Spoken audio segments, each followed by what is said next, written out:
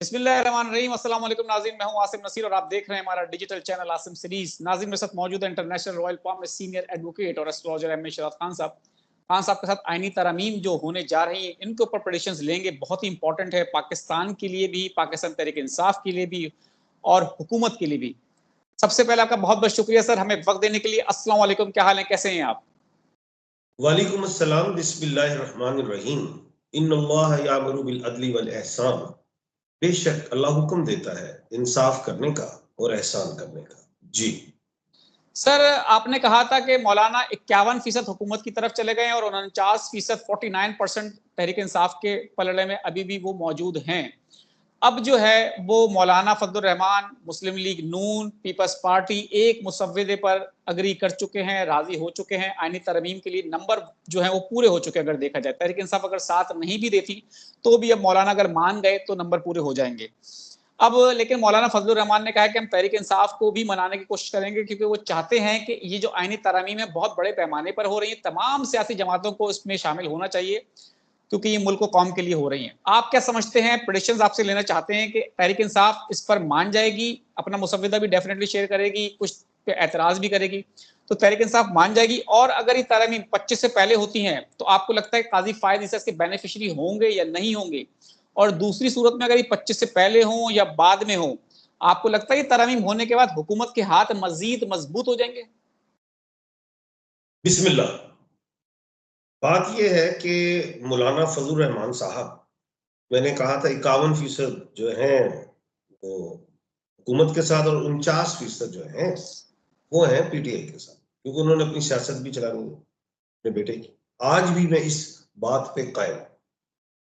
अगर मौलाना 100% हुकूमत के साथ होंगे तो फिर मतलब होगा कि आईनी अदालत बन जाए। जी। अब मैंने 51% की शुरली छोड़ी है। ये शुरली नहीं है, शुरला है। इल्म जफर से बात कर रहा हूं और ये मैंने शुरू से कह रहा हूं। पहली बात ये समझ लें कि आईनी अदालत खटाई में पड़ गई।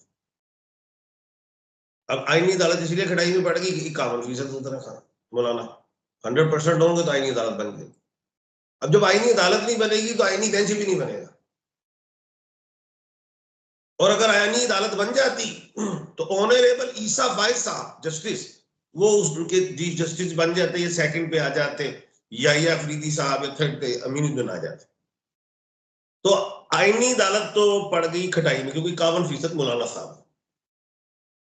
अब आ जाते हैं दूसरी इस अदालत पे जो मौजूदा है, जो हमारी माँ है, माँ अदालत है, माँ है हमारी। माँ बच्चों का ख्याल रखती है। अभी इस अदालत ने, आईनी अदालत ने एक बच्ची का भी ख्याल करना है, जो एक मामला चल पड़ा है इस अदालत में। ये आइन आइन यही है, आइन की अदालत। बिल्कुल। एक नया टॉपिक लेकर टुरे ने कि जी आईनी अदालत बनानी, क्या ये आईनी अदालत नहीं? तो खैर, अब ये जो अदालत है हमारी माँ, सुप्रीम कोर्ट, अदालत उस्मा, माँ भी है ना, उस्मा देखो नाम रखा है, उस्मा माँ है। आमिर लिख देते ना, अदालत आमिर, अदालत उस्मा है। बात यह है कि इस अदालत में पहले तो एक बात ये ध्यान रखें, थोड़ा सितारा भी डाले ना। मैंने एक बात की थी कि इस साल का बादशाह मंगल है, और मंगल के हरूफ क्या बताए थे मैंने? अलिफ, आइन, लाम और ये याद है?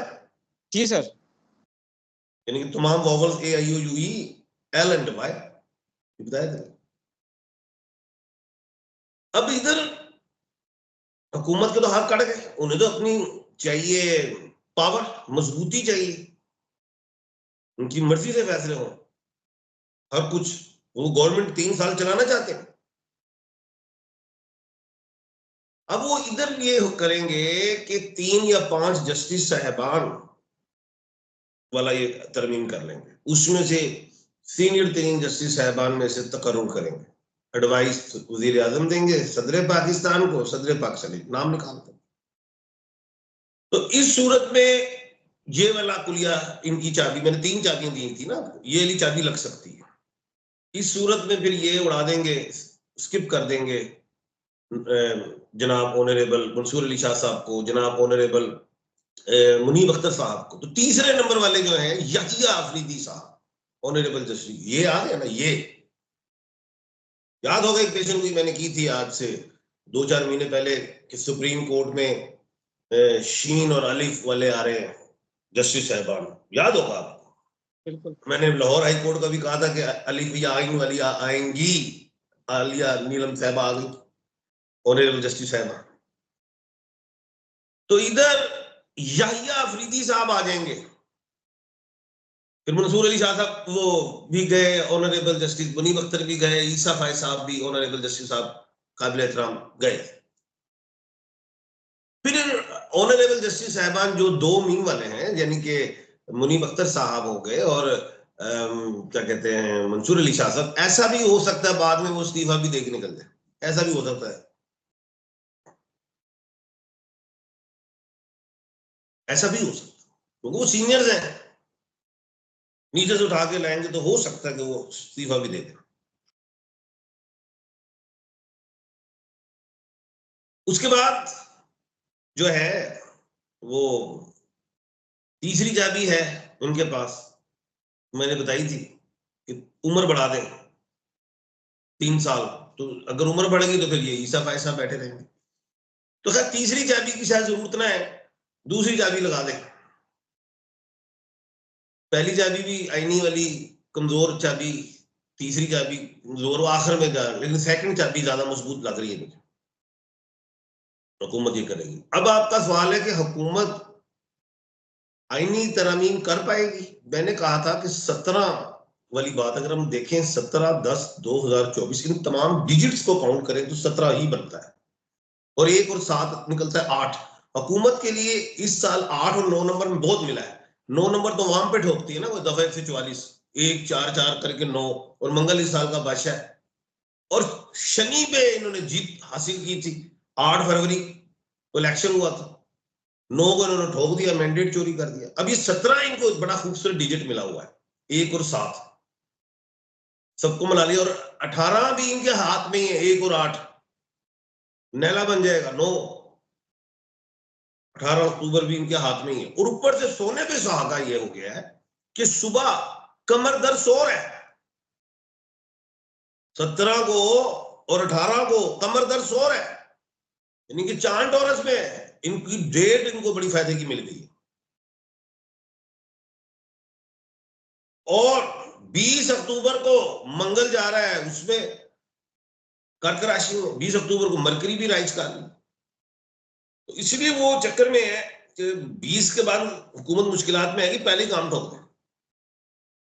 25 गुजर गई तो ये हुकूमत आईनी तरमीम नहीं ला सकेगी, 25 से पहले उन्होंने काम ठोकना है, जिसपे ये 99% कामयाब हैं। मौलाना के वोट के बाद में इनको 2-3 अभी और चाहिए, तो ये कोई केपीके से ना तोड़ने बंदे, ऐसे बंदे जो आजाद जिनके नोटिफिकेशन नहीं हुए, जो भी ऐसा कोई गेम डाल देंगे, कुछ कर जाएंगे जी। बिल्कुल ठीक है सर। अब बस आखिर में हमारे देखने वालों को ये बता दें कि आईनी तरमीम के ऊपर मौलाना फजलुर रहमान ने कहा है कि वो पीटीआई को भी राजी करेंगे। आपको लगता है पीटीआई राजी हो जाएगी? मैंने कहा 49% वो पीटीआई के साथ है। अब इसीलिए वो कह रहे हैं कि भाई बैक पे भी देख रहे हैं, नहीं तो नारे ना लग जाए।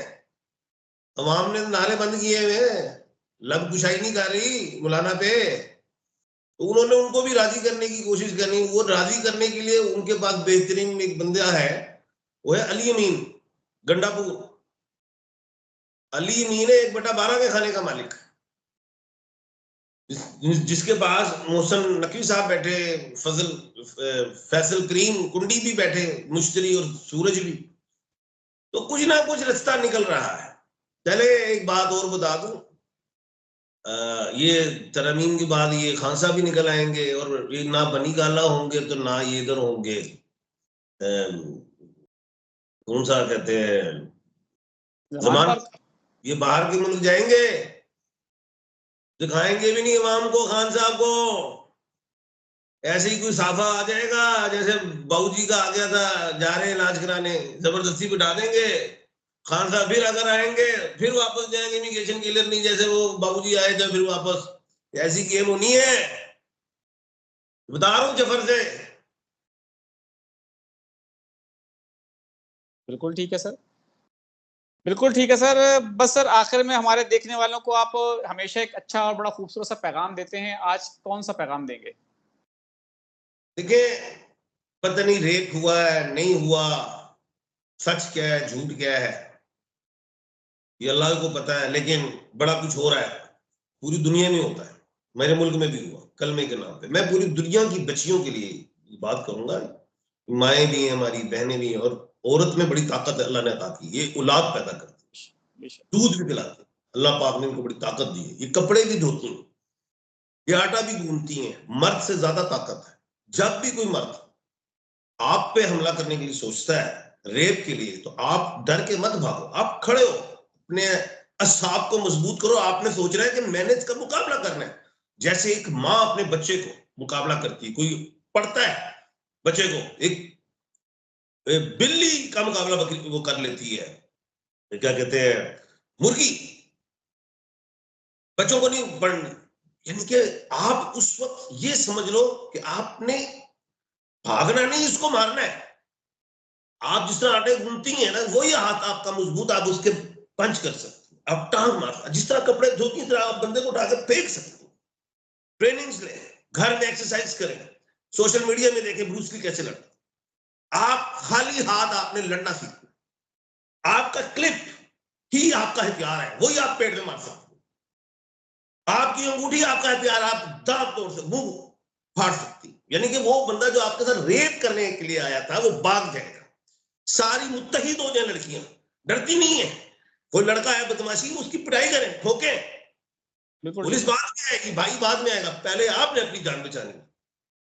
ये मैं कोई इश्तिहार नहीं दे रहा, कानून को हाथ में लेने की बात नहीं कर रहा। कानून उस वक्त आप हाथ में लेंगे जब आप किसी को मारने जा रही हैं, ये आपने हिफाजत करनी है अपनी जिंदगी की। अगर आप पे कोई अटेम्प्ट कर वार करता है तो कोई भी शख्स रेप नहीं कर सकता। बस। बिल्कुल ठीक है सर, बहुत बहुत शुक्रिया हमें वक्त देने के लिए। नाज़रीन, यहाँ हमारे वीलॉग का वक्त खत्म हुआ, मुझे और अहमद शाह खान साहब को दें इजाजत। आखिर हमारा वही पैगाम है, मुस्कुराएं, प्यार बांटें और अपने आसपास के लोगों का ख्याल रखें। अल्लाह हाफिज। अल्लाह हाफिज।